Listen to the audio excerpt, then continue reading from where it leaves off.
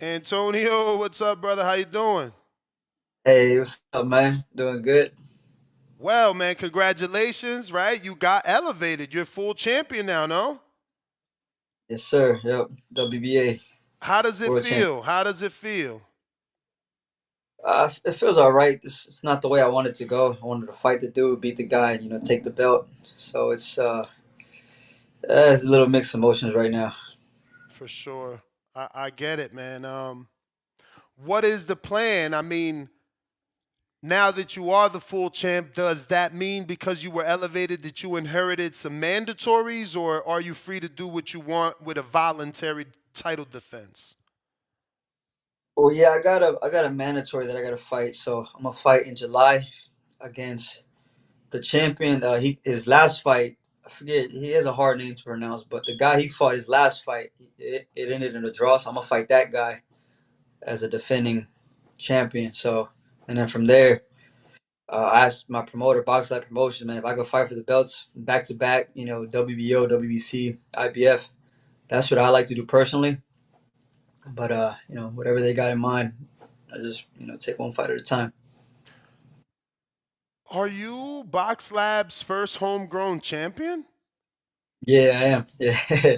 Wow, they should have put out some sort of social media about that. Like, you're the first champion that they developed. That's crazy. Congratulations to Amaury Piedra and obviously to yourself for, sticking with them, believing in them. And look, they got you to a title shot, man. That's amazing. Um, yeah, wow. Congratulations to Enrique as well, man. I don't want to forget him, right? Yeah, Eric, man, Eric and Omar, like I said, they took a chance and signed me, man, because when I signed with them, about 3 years ago, uh, man, I went to like three different promoters and they just nobody wanted to sign me. Man, it was very hard, especially the low weight classes, 118. So me and Eric, we talk a lot, man. He always laughs because he's like, man, like we thought you'd be the hardest one to deal with, but he's like, you're our easiest fighter. You're our first world champion, and we're like, man, we're glad we took the risk and invested in you. And he's like, man, you're our first world champion. So I'm very grateful for Eric and Omar for helping me to achieve that. No, absolutely, man. Congratulations to you, all of you guys. An amazing moment, I'm sure. Has it set in? Did you, people say you win a belt, you become 80% better, or you're this much better because you're a champion. Is that a feeling that you won't know that you've gotten until you actually fight as a champion, or do you already feel something different? Nah, I don't really feel like I got the belt, but like I said, I wanted to beat the guy and take it from him. I think it'll set in, man. Like once I fight for the next belt, that's why like I'm so eager to fight for the next belt. Because once I win, let's say the WBO, WBC next, then it'll feel like okay, yes, I'm a I got two belts. I'm a champion now. But it's not gonna feel the same until I get another belt. So that's why I want to fight as fast as possible. Hopefully after this fight, if I can fight for the WBO, WBC, I'll take it. So it sounds like your plan is to unify. Do you think that's something that is feasible? Definitely, man, because all the belts in my weight class they're all in Japan right now. All the champions. So it was hard, man, because I was supposed to fight for a belt February last year against his name was Takuma Inu. It's the monster's brother. I was supposed to Hmm. fight him. They're making it really hard. They did not want to fight, and they avoided us two fights. That's why my last fight we had to make it the interim world title belt. So if they kept running, yeah, they couldn't do that anymore. So I was supposed to fight last year February in Japan for the title, but like I said, they just kept delaying it, and I'm here now. I got a belt, so I'm pretty sure they're gonna want that belt back. So I'm pretty sure they're gonna try to unify as quick as possible, which is great because that's what I want to do too. So are you looking forward to a potential fight with Inoue because he's the brother of the monster? You think that's a statement fight for you, or is there a bigger named fight in the division that have your sights set on? I don't really have my sights set on anybody in particular. I just want the belts, man. Like I said, the three champions right now, they're all from Japan. The guy was supposed to fight, he got cut, and it's mandatory. You got to defend your belt in 6 months. If not, they strip you. He got a really bad cut his last fight. But I don't have nobody in particular. I just, like I said, whatever belt comes first, whether it's the WBO, IBF, WBC, I'll take it. So that my goal. I want to become undisputed at 118. That's my goal. And you plan on going to Japan, or you think these fights are going to manifest and take place here in America? I just want to know your thoughts. I'm hoping because this fight I have to go to Japan in Tokyo sometime. They said late July, but I'm hoping if we could do it in Vegas, something here in the U.S. I think it'd be a lot better. That's what I want because man, that's a far trip out there in Japan, different time zone, so it's a little harder to acclimate to the time and stuff like that. I've never been over there, so definitely be something different. Are you familiar with Angelo Leo? Do you guys know each other? Do you communicate or no? No, I don't know who that is. No. Oh wow, he just went and fought in Tokyo and defended his world title. He's 122, I believe. Oh wow. Okay. Yeah, I was you know, I could put you in contact with him maybe if you want to seek some advice. He's actually vacationing now in Japan. But yeah, maybe if you want to talk about acclimation and what to eat, not to eat, a lot of that is different. The water, is different as well. I don't want you getting sick out there, champ. You laughing, but look at what happened to Floyd Schofield and Daniel Dubois. Wow. Yeah, I'm So, definitely something to very. consider, brother. Something to consider, man. This is your big opportunity. You don't. Last thing you want to do is, have a stomach virus because you drank the water or something. Yeah, they're actually going to send me out with this guy. What's his name? Jorge. What's his name? Linares. Okay. Jorge Linares. So that guy speaks. He grew up out there. He Yeah, speaks no, he's Japanese. familiar. He's familiar. Absolutely, he's super familiar with Japan, and he's. I think he had a promotional deal with Tekken Promotions for a long time when he was undefeated. And Niño de Oro for sure. Salute to Yeah. Linares. He could certainly help you, and he's he was a three-division world champ. Perfect person to get advice from.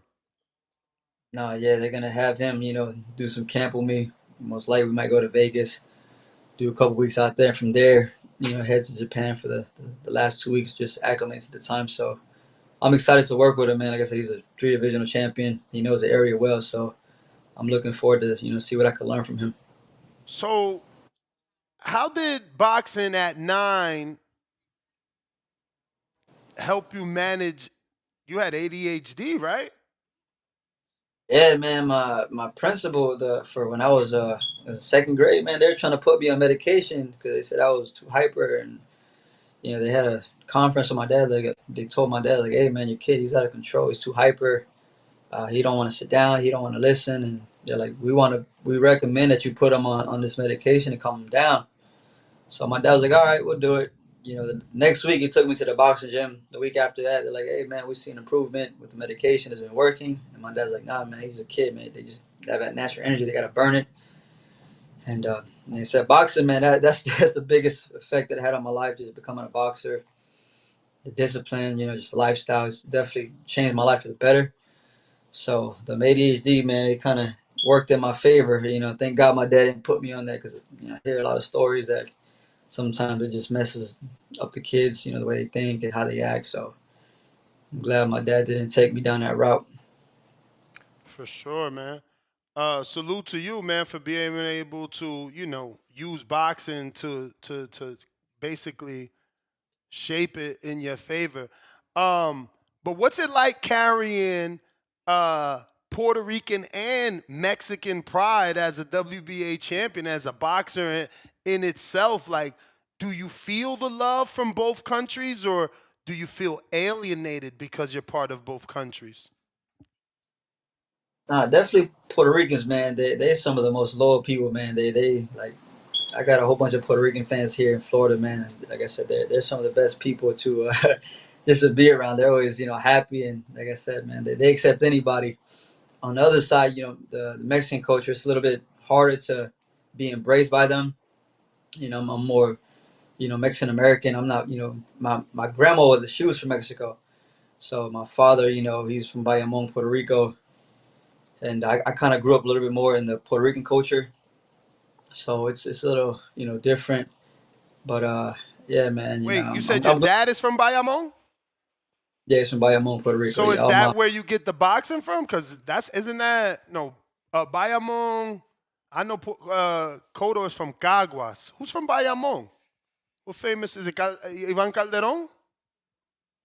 I think he might be, man. I got his I'll number Google too. it. But go Yeah. ahead. You can continue. I'm sorry. Yeah, I think this guy. I was doing an interview with this other guy from Puerto Rico. I think he said Refredo Gomez was from Bayamon too. Okay. So it's like a couple of champions from Bayamon. So it's cool, man. Because like I said, my dad was the one that put me in boxing.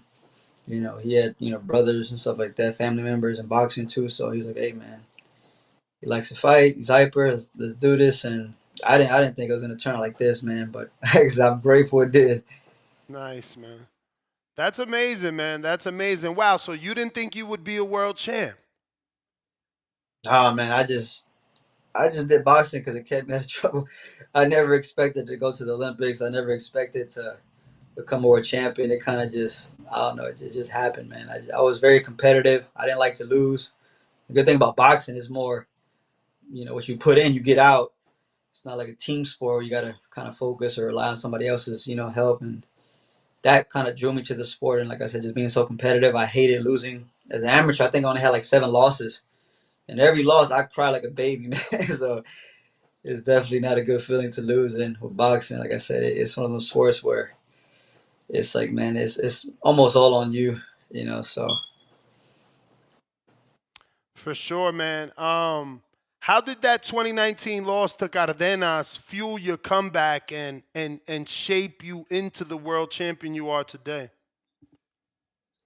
yeah, man, that had a big impact on my boxing career. That it took me 6 years to get back where I'm at, man. Because at the time, man, like Shakur Stevenson, Teofimo Lopez, Clarissa Shields, a lot of these like we grew up around the same time, went pro around the same time, and I was like right there with them guys.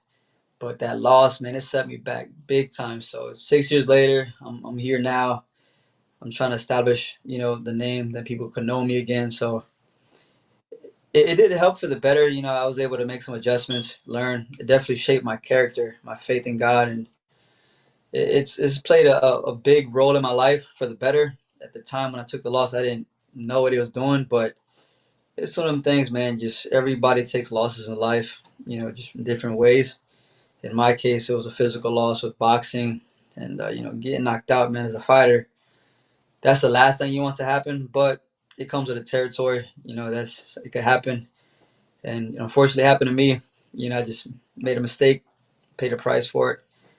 But like I said, I was able to learn from it. I'm still growing. I'm still getting better. Still learning, and I definitely want that loss to come to to good use, man. I don't want to take another loss. I want to train as hard as I can and making sure no more setbacks from here on out. So look, I'm gonna be butchering these names here, man. But is the next fight supposed to be Tension Nashu Aqua or Inoue? Or are those just names that you've mentioned in previous fights and that's why you're linked to them? I'm not sure how to pronounce the guy's first name, but I know his last name is Hige. So it's Higa. That's the guy I'm gonna fight my next fight. Hige. Yeah, H Oh, I. okay.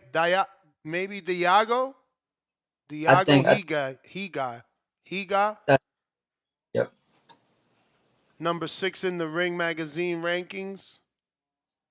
Hmm. And where is he on these WBA? Number 3 in the WBA under tension Nashuakwa. Hmm. Okay. Yeah, he got a draw with him his last fight, and I think he was. I seen him fight for the WBO, lost for the WBO. So the dude has a lot of experience, man. He has like I think 3 world title fights under his belt. So comes with a lot of experience. Something different for me. So definitely want to make the right adjustments and look to break the guy down. And if I'm able to take him out, Uh do you think being Box Lab's first homegrown champion opens the doors for other Latino boxers? I think it does, man. Because man, box they got a lot of Cuban fighters, especially down here. Orlando. A lot of them come from Miami. So it's definitely, man, they got good connections. With PBC and Matchroom now, and WBA and stuff like that. So just having a world champion, man, I think it'll open a lot of doors, for more fighters to become world champions, and they got a lot of good guys, man. So they're doing really good now. For sure. I got a couple questions from the people I want to get to before we let you go. First one is coming from Ali and Dago. He says, Antonio, how far up in weight do you see yourself going? Oh man, uh, I don't know, man. Probably up to like 122. I'm not a big guy. I'm 5'5.5". I don't walk around too heavy. I walk around like the 130s. 132. So I'm hoping, man, if I could at least get 118, 122. But I don't see myself going past 126. Guys walk around like 150, so I've never been close to touching that weight. So What's your dream unification fight opponent to cement your legacy? Like, who do you want to fight in a unification that you think is a legacy defining fight? I think once I'm able to conquer this 118 division, in the future, if I could fight this guy, the Monster New, that'd be a definitely potential fight in the future. I don't think I'm ready for a guy like that right now, but if I feel like I'm able to take, the 118, all the four champions, you know, get a couple fights at 122, that's a fight that I see that I would like to challenge myself and, build that legacy and being a great fighter like him. Did you watch his fight with Ramon Cardenas, who's from Pro Box? And what I, did you think of it? yeah, actually, I sparred Cardenas a couple times, man. He was down here in Orlando. I think this was probably like 2, 3 years ago. Mm. So he surprised me, man. Like I sparred him, and he does have a strong hook. That was probably the only punch that I felt that had power. Uh, every time I would spar him, but I didn't think he was gonna drop him. But it definitely surprised me. He definitely brought a good fight to him, and said this guy knew, man. He was able to just come back and stop the dude, man. He's a strong guy. But we got Alex Vega from Palm Beach, South Florida. When you were fighting Jonathan Rodriguez, the commentators were saying it was Mexico versus Puerto Rico. You being both, how does that make you feel that they label you one when the rivalry is one of the best in the sport? Uh, it don't really bother me. Like I said, some people, look at me more Mexican. Some people will look at me Puerto Rican, man. I represent both. I'm happy to be, Latin American, Puerto Rican, Mexico. I represent my people. And like I said, man, whatever you want to see, hey, man, I'm just, a Latin, fighter trying to put on, for my culture. Is your mom in your life, and does she go to your fights and stuff like that? No, yeah, every fight she's there, man. She's, yeah, so she's more, Mexican American because I grew up in Texas. So there's a lot of Mexican Americans out there. I said all her side of the family is all Mexican. All my dad's side of the family, they're all from, the island. So it's definitely different, just two cultures, two different cultures. So that rivalry is definitely there, man. Even outside of the boxing, so it's different. So did boxlab and boxing bring you to Orlando? Because Texas, Orlando, what was, why leave Texas? My father, man, he was a gangbanger, Mm. just bad lifestyle, and I remember as a kid I wanted to be like my father, man. I just seen the respect that he had, and he kind of seen that, and he's like, nah, man, I can't let my son be like me. So we moved to Florida. We have family in Florida, and we got a train when I was 12. That's when I moved to Florida. I was 12 years old, and started a new life out here. My father was there every day, man, just building me. Putting the right people around me to help grow me, and like I said, I'm here today because of my father, man. If it wasn't for him, I'd probably be in jail or I don't know what I'd be doing with my life. But I definitely would not be in this position if it wasn't for my father. Mm. That's amazing, man. Shout out to your dad, bro. You know, if he doesn't make that change, you probably don't be the man that you are today, man. So shout out to him for picking his son over them streets, man. We got Quest in Virginia. What's up, champ? Blind ranked these famous boxing families, the Fury brothers. So again, I'm gonna give you five families. There's only five positions to put them in. One being the best, five being the worst. Fury Right. brothers. Here, brothers. Probably say like four. Tyson Fury and Tommy on number four. The Vargas brothers. That's the three of them, the dynasty. I like them a lot, man. I met them in person. I probably put them at one. Okay. The I'm Davis a Vargas brothers. That's DB3. The Davis brothers. Keyshawn, Keon, and Kelvin.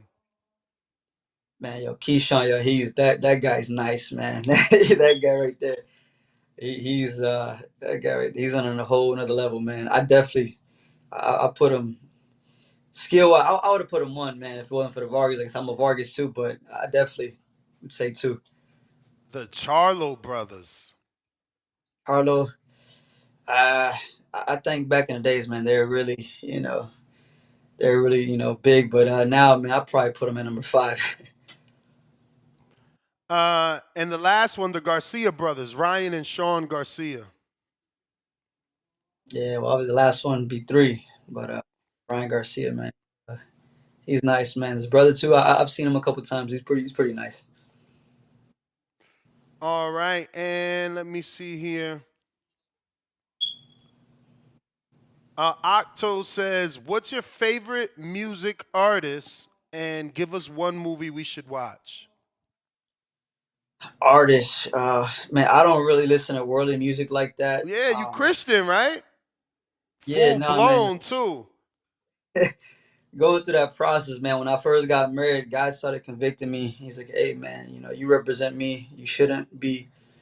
Uh, you shouldn't sound and talk like the world, and what you're listening to is of the world." So it took me almost 3 years for God to transform my mind Bro, and to how do do you it. run to church music?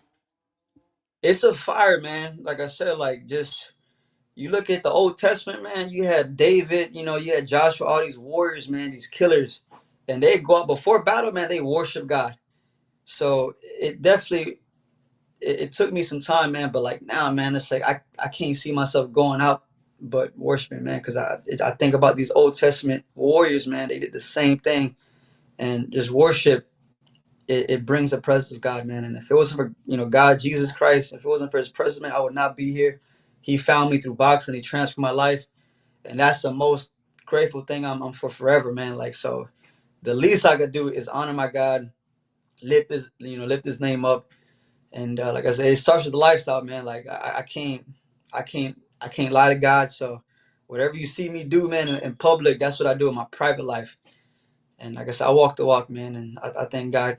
I'm thankful that God called me and they chose me to do this. So I'm gonna honor Him. I'm gonna lift His name up to the day I die. Amen to that. But I need to know, what are you running to?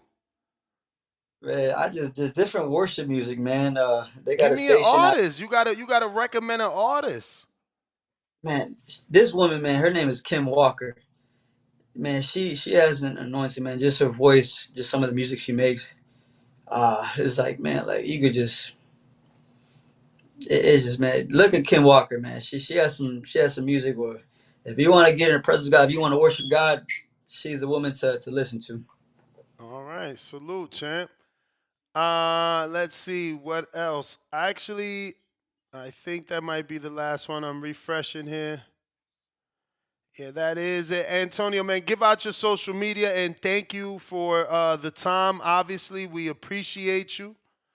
Yeah, let everybody know where they can follow you.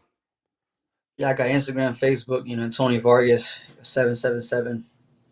And like I said, I just want to give a shout out to boxlab Promotions. Thank you to Rival Boxing for sponsoring me for this next time to fight. So thank you for everybody that's been supporting me, all the fans, all my friends and stuff like that, man. I'm really thankful, and this is just the beginning, man. So I look forward to doing bigger things and giving a bigger audience and giving the fights, man, giving the fans, a good fight.